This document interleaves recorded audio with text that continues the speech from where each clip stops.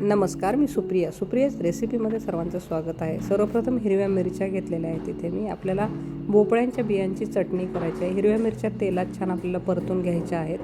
लालसर परतल्या की त्याच्यामध्ये आपल्याला जे भोपळ्याचा वरचा जो भाग असतो सॉफ्टवाला तो छान कापून घ्यायचा आहे. तर छान कोळा असतो तो भाग, तो पण व्यवस्थित मिरच्यांसोबत कापून घ्यायचा आहे.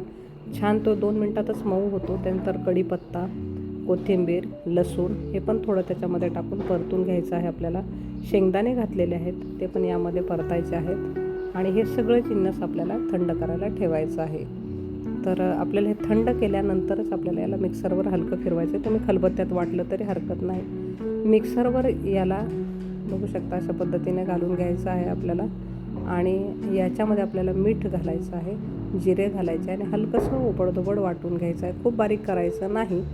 आणि याच्यामध्ये जिरे, मोहरी, हिंग, लाल मिरची आणि कोथिंबीर, कढीपत्ता, लाल तिखट, हळद, हिंग अशी छान खमंग फोडणी करायची.